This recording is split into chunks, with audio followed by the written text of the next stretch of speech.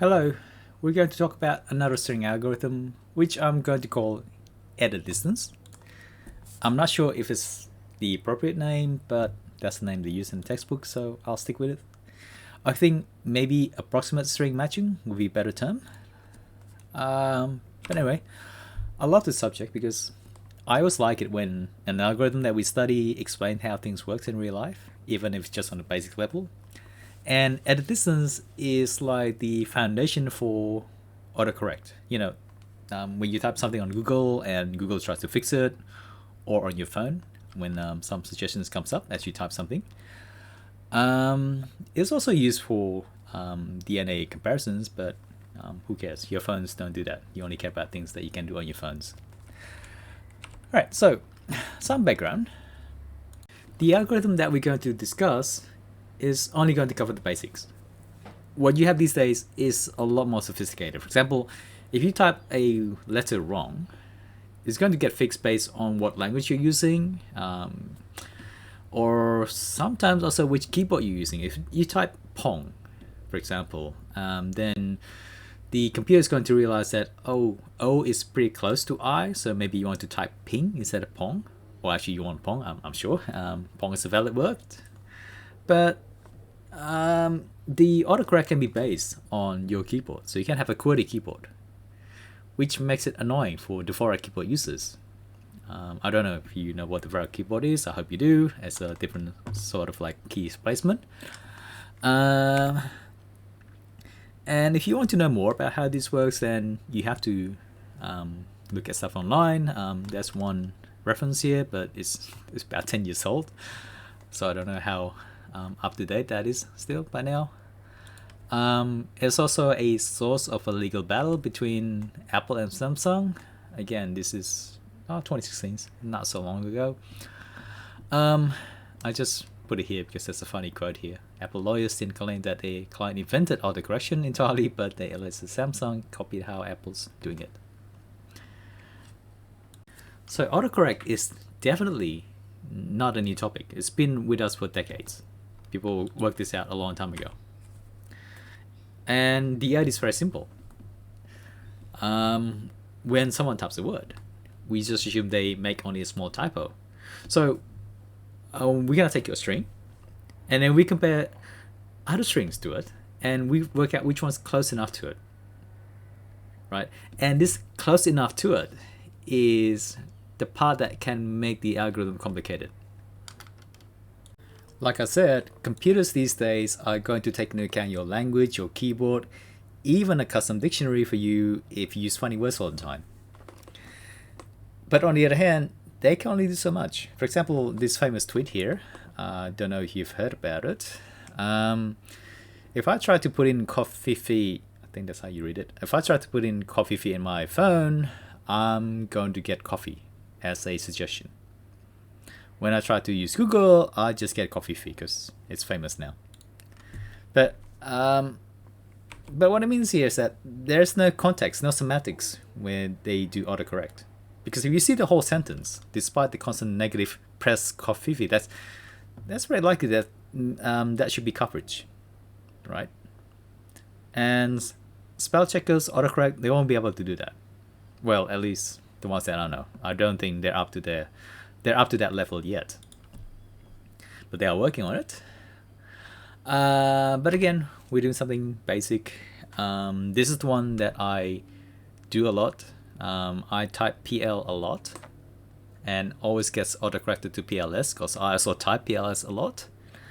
But actually, when I type PL, if you ever see me type PL on chat, that means I should OK. If you see where PL is, you see where OK is. You can see why I make that mistake. But again, there's no way that the computer will know that. Because if I type PLSU, and yes, I have done that, I'm meant to write OK, it won't even be corrected to play. Right? The computer would just try to find the words closer to it. Plus PLSU, plus plush PLS. There are computers consider them to be closer than OK or play, and visually, I hope you can also see why. Right? It kind of makes sense. So Um, so we're going to cover the basics again, going back to the 60s. But I have this background here just to let you know that the topic is huge. If you want to find out more information, go for it. Go look at approximate string matching on Wikipedia. And this topic leads to other topics as well. Like you can read about plagiarism detector to see how they work.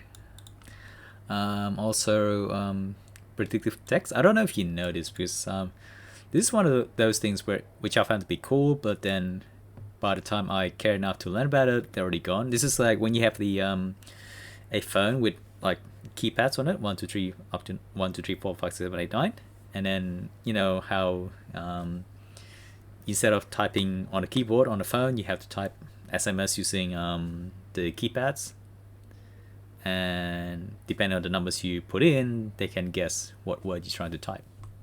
It's pretty cool. It's just that no one uses that anymore these days. So yeah, sad. So for us, we're just going to talk about something called Levenshtein distance. So this is introduced back in the 60s, and to measure the distance, the added distance between two strings, as in the number of transformations that we need to go from one string to the other string, we can only do 3 operations. You can insert a single character, you can remove a single character, or you can replace a single character. And we're just gonna say that every operation is a 1. Okay, so for the subject, whenever I say added distance, unless I specifically say something else, then you can assume that added distance means these 3 operations: insert, remove, and substitute. So if you read the textbook, it's actually not a topic in the main text, but it's actually just an exercise. Exercise 15.5, page 406. It added a few more operations. So there's twiddle, when you actually you can swap to the placement of 2 characters. There's a kill one, where you basically just stop processing, and most importantly, they can copy as 1 operation. So technically, if you can go from any character, so you can go from any string to any other string just by copying a character 1 by 1, right?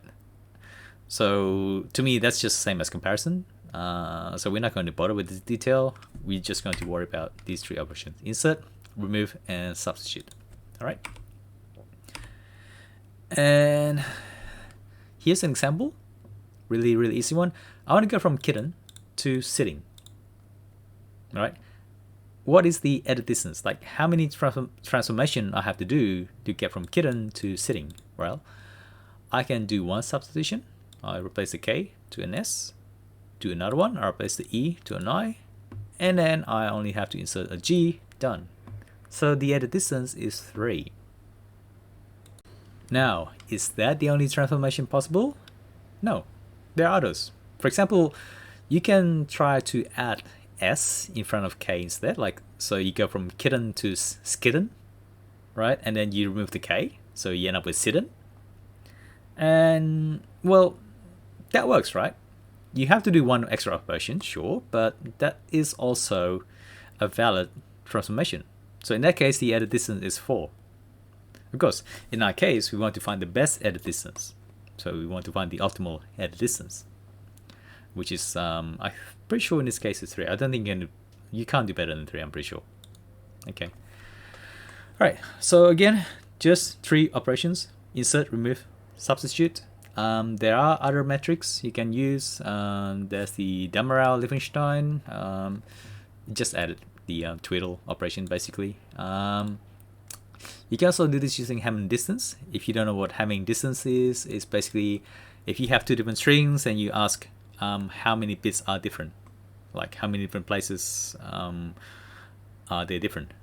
So this works mostly for strings of equal length. There's also Jarrow-Winkler distance. You can look it up on Wikipedia if you're interested. Again, as I said, this topic is huge, and I don't want to spend too much time on it, so we'll just do the basics. Okay, so now let's talk about how the algorithm actually works. It is somehow similar to LCSS. So let's think back about LCSS. If you have two strings here, kitten and sitting, do you have to decide whether to cut K or cut S? You don't, right? You try both combinations. You try to cut K and then see what longest subsequence you can have, and then you cut S and you work out what longest subsequence you can get. So same thing with added distance. When you have two strings, one thing you have to understand is that you're trying to move from the first string to the second string, right? You want to find the distance from the first one to the second one. So the second string will remain the same. You said that you keep on applying operation to the first one to get to the second one. All right, so this is not a proper picture for added distance because you want to go from kitten to sitting. So sitting will always be the same. Now you got to decide. You got to decide whether you want to go insert a character, remove a character, or substitute a character. Well, actually, you will try all three. You will try inserting something, you will try removing something, and you will try substituting something. You do all three, and then you decide which one's the best one. Because each operation that you do, whether you do insert, remove, or replace, you're going to come up with a subproblem. You're going to have three subproblems. And then from all those three subproblems, you decide which one's the best one. Okay? So here is a nicer tree to show you the breakdown from problems into subproblems.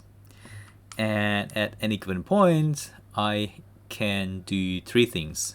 The left arrow means that I'm going to add a character on the first string.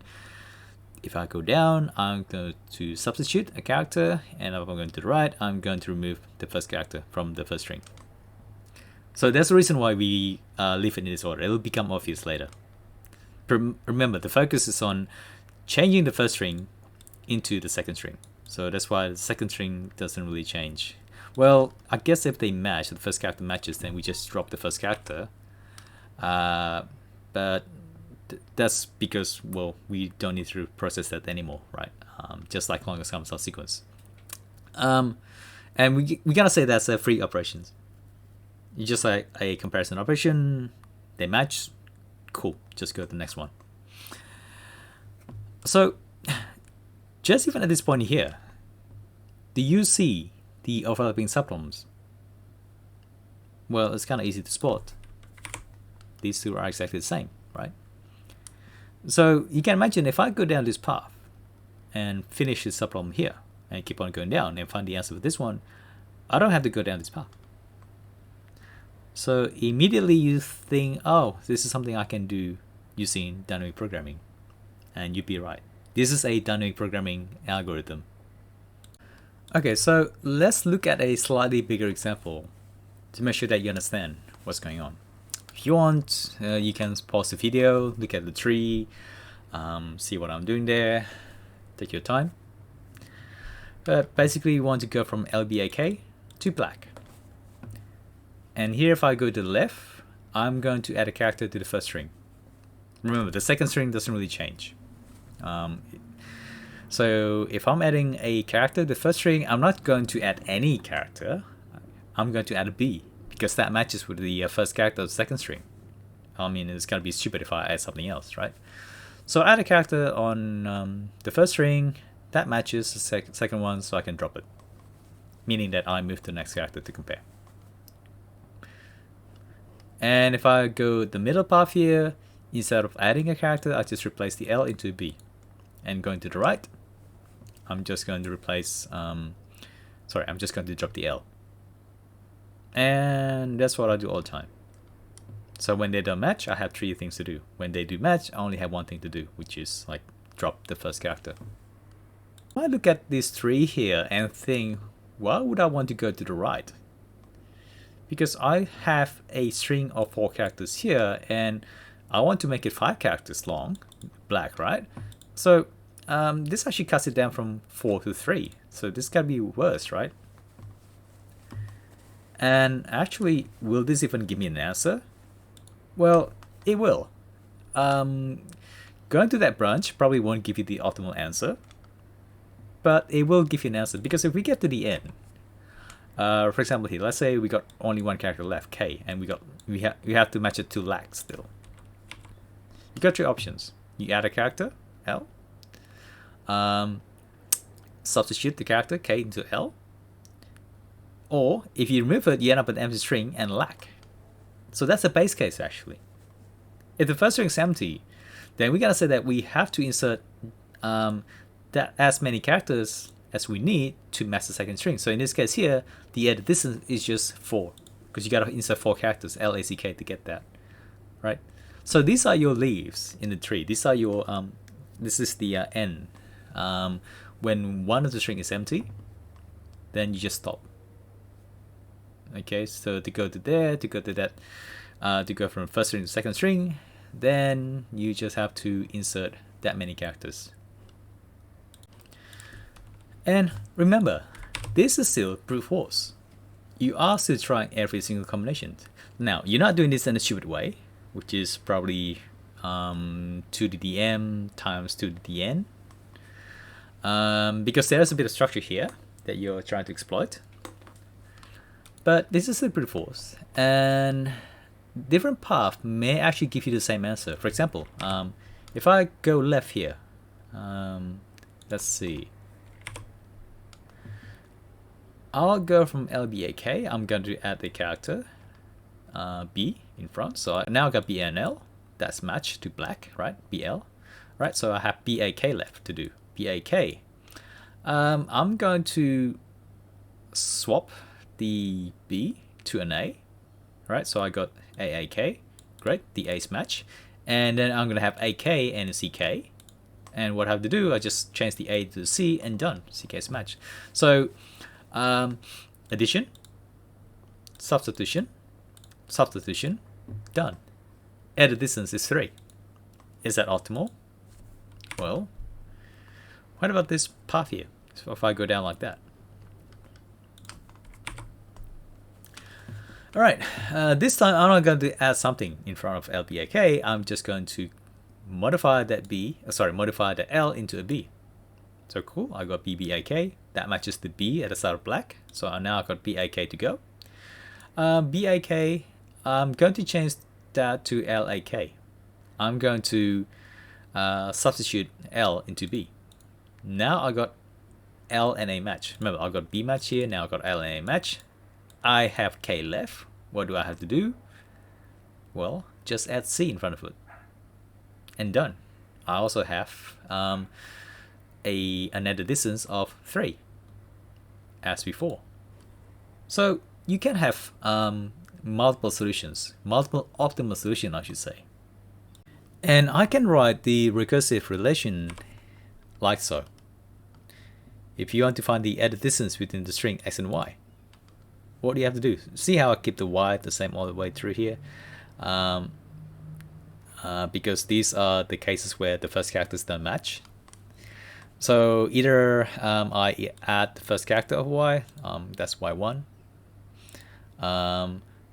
or I substitute the first character of x into y, so that's what you have here. So the pass here denotes string concatenation. Or the last one, I just get rid of the first character next. So that's what we did in the previous tree. So you go down to each subproblem, but which one do you take as part of your answer? Which one forms your optimal solution? You have to take the minimum.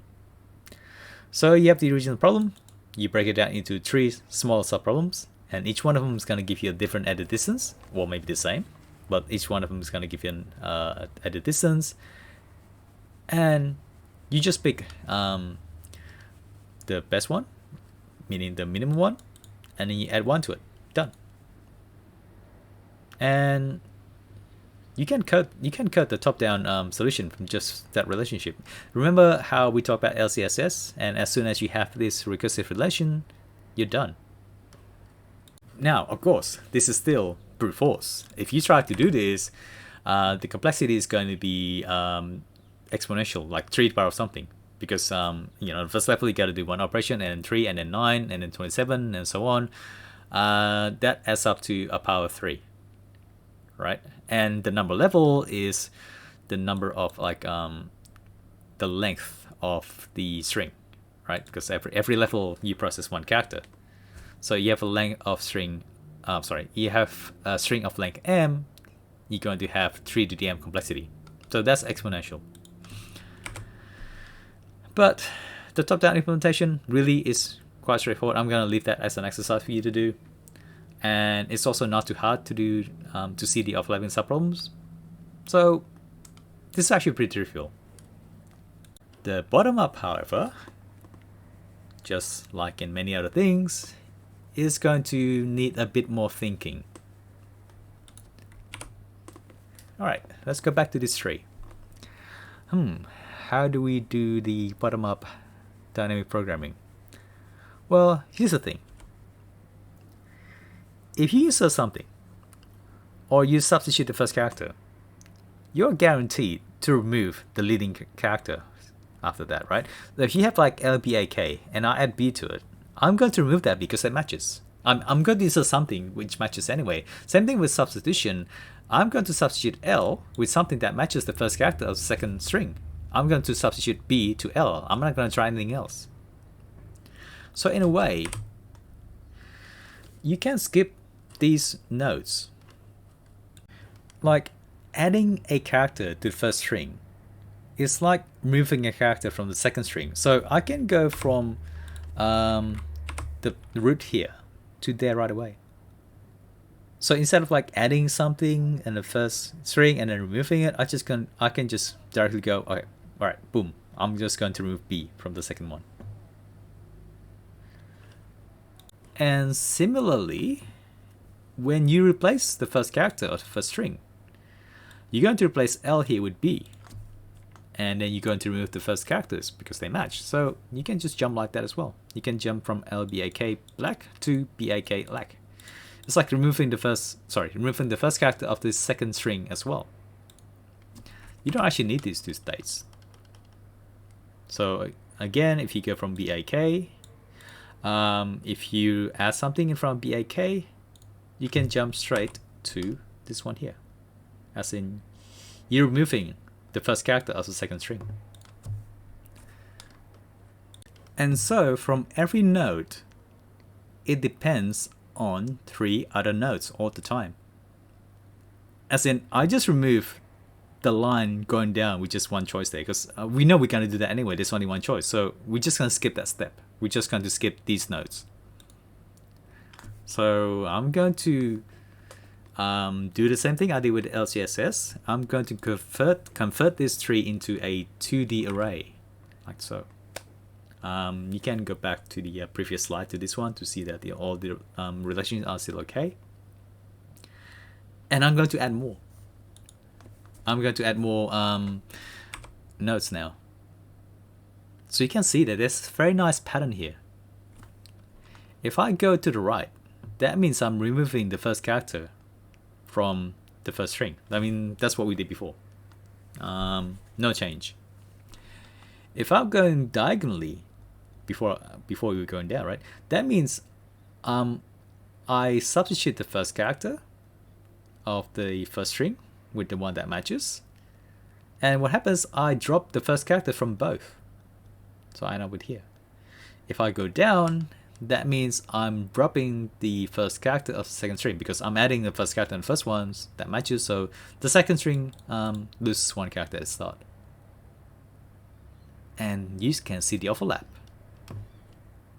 Now, if you do this using top-down approach, you will have to store the solution to subproblems, meaning you have to use a mapping between 2 strings and an integer value, right? Like the case BAK and LACK maps to something. But if you can see the 2D array structure that you have here, you can do the same thing we did with LCSS. You can do bottom up. So you can do a few more like cases just to see just to make sure that you see the pattern, right? And now, this is the bottom-up approach. Remember the AND cases, the base cases. It's when you have a full string with an empty string. So what is the added distance between LBAK and an empty string? 4. And then 3 and a 2 and 1, right? If you have just K and an empty string, then added distance is 1. You just have to add K. So, how do we fill up this table? It's going to be pretty similar to LCSS. Like, let's say I want to fill up this one here. Well, it's going to be 0. That problem here depends on 3 subproblems, right? The thing is, again, you have 2 rules. Whether the first character match or they don't match. Now, if they do match, let's look at this one here, back and black. If they do match, and what do you do? You're going to drop both of them, and you're going to end up with AK and lack. But wait, if you're doing the first one here, like LBAK and black, you can also go down to back and lack. You're also dropping the first 2 characters. So what's the difference? Like, I remember in LCSS, you can go down only if the first characters match. Otherwise, you have to go left or you have to go right. But in the distance, you can always go down. Yeah, I mean, like diagonal down. Sorry, I guess I should say diagonal. You can always go down this way.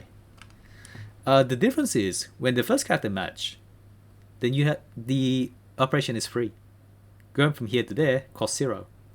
If the first characters do not match, then you have to make a substitution before you delete both.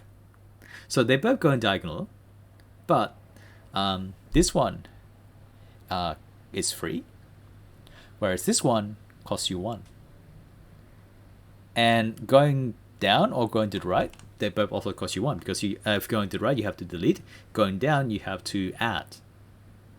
Right? Remember the rules? And that's pretty much how you implement this. So if the first character match, then you have 3 subproblems. It's going to cost you nothing here. So if the subproblem costs you 0, then you know this will also cost you 0. Like 0 plus 0. Okay? And there you go. Well, it doesn't match anywhere else. Like nothing else here starts with a K.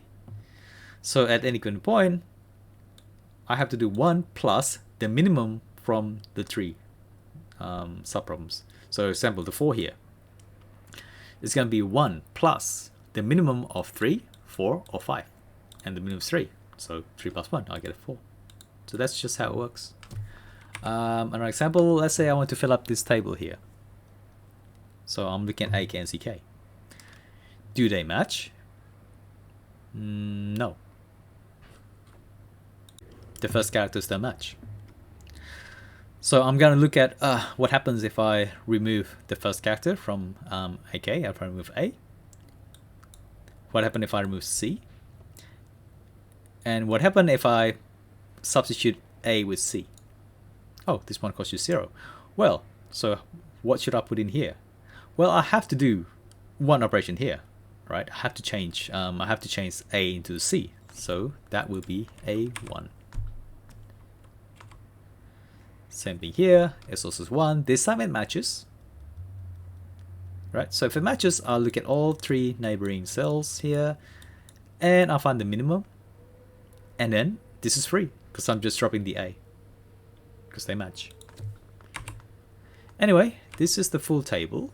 Give it a go yourself, and make sure you understand how this works. You can find online calculators. You just go Liechtenstein distance calculator, and you'll be able to put in any 2 strings and work out the Liechtenstein distance. So you can try it on your own. I think that's it for this. Yep, that's the end. That's the last slide. So that's added distance. It's a very simple algorithm for something that we use a lot in real life. But of course, in real life, the things that they do is a lot more sophisticated. But still, I think it's cool to see how they work in the background. And that's it. We'll do one more, and then that should be it for this week. Right, thank you. See you next one.